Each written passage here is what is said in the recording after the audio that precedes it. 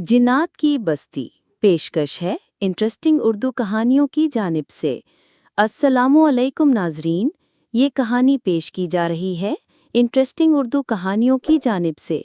अगर आपको कहानी पसंद आए तो लाइक, शेयर और सब्सक्राइब ज़रूर कीजिए ताकि आप तक हर नई कहानी फ़ौरन पहुंच सके।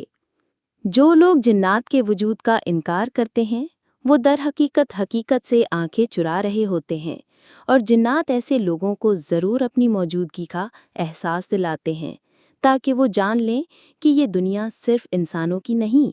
ये किस्सा एक गांव का है और एक ऐसे वाक़ये का जिसने हर सुनने वाले को हिला कर रख दिया। मामू यूनुस 4 बहन भाइयों में सबसे बड़े थे। मैट्रिक तक तालीम हासिल की थी, बाकी बहन भाई अनपढ़ थे। गांव में उनकी इज्जत असर व रसूख था। लोग उन्हें चौधरी कहते थे। नाजिम से दोस्ती, 40 एकड़ ज़रखेज़ ज़मीन, सब कुछ उनके पास था। लेकिन नाना के इंतकाल के बाद मामू यूनुस ने पटवारी और तहसीलदार से साज़बाज करके ये सारी ज़मीन अपने नाम करवा ली। जब बहन भाइयों को पता चला, वो अपने हिस्से का मुतालबा करने लगे। गांव के बड़े बुजुर्ग आए, समझाया कि चौधरी साहब, ये आपके सगे बहन भाई हैं, वालिद की ज़मीन में सबका बराबर का हिस्सा है, हक दे दें, अल्लाह भी राज़ी होगा। मगर मामू यूनुस का दिल पत्थर का था। वालिद ने मरने से पहले ही ज़मीन मेरे नाम की थी, अब ये मेरा हक है। बात अदालत तक पहुंची और असर और रसूख के ज़ोर पर मामू वो मुकदमा भी जीत गए। अब वो केले 40 एकड़ के मालिक थे। उन ज़मीनों में 2 एकड़ एक जगह थी, बंजर, गैर आबाद। वहाँ एक पुरानी कब्र थी।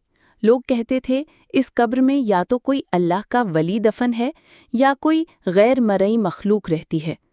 शायद इसी की बरकत थी कि मामू यूनुस की फसल सबसे ज़्यादा पैदावार देती थी। मगर लालच इंसान की अक्ल को गुलाम बना देता है।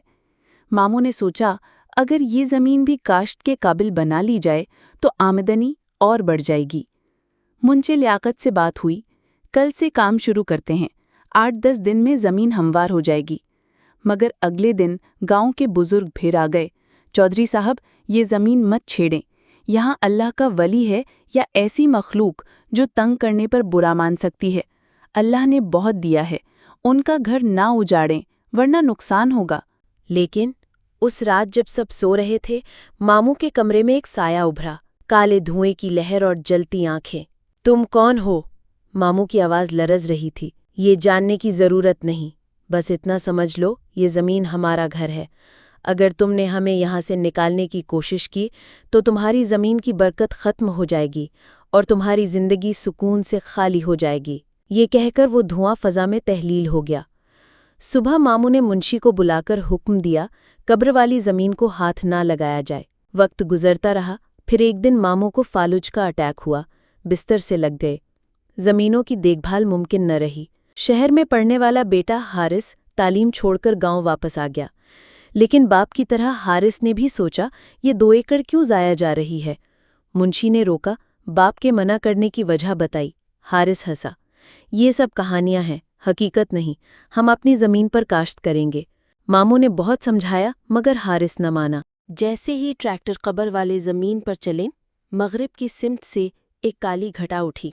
कुछ ही लम्हों में पूरा गांव अंधेरे, गर्द और तूफान में डूब गया। मस्जिद के सिवा हर जगह खौफ की गिरफ्त थी। फिर कब्र के पास एक जोरदार धमाका हुआ। ट्रैक्टर किलाबाजियां खाते हुए खुश्क पत्तों की तरह उड़कर दूर जा गिरे।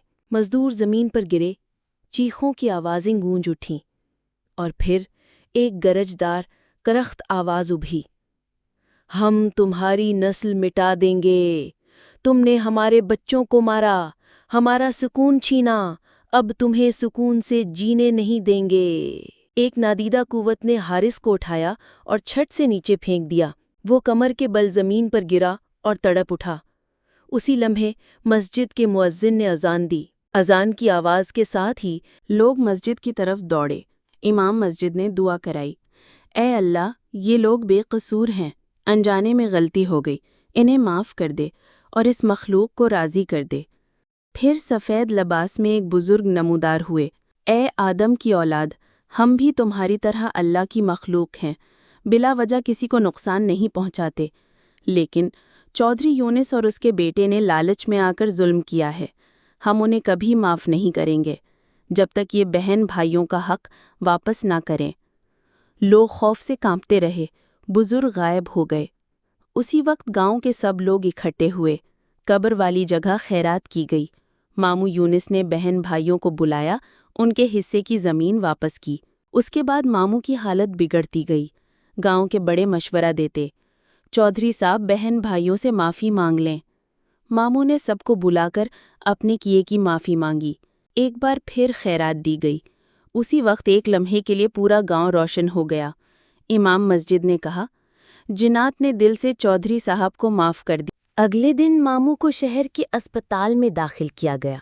1 माह बाद वो सेहतयाब होकर घर वापस आए। यूं जिन्नात की बस्ती का खौफ भी खत्म हुआ और गांव में अमन वापस आ गया। दोस्तों, ये थी आज की कहानी इंटरेस्टिंग उर्दू कहानियाँ की जानिब से। अगर आपको कहानी पसंद आई हो तो अभी लाइक, शेयर और सब्सक्राइब कीजिए ताकि हमारी हर कहानी आप तक सबसे पहले पहुंचे और आप सुन सकें वो किस्से जो दिल को भी छू जाएं और रूह को भी हिला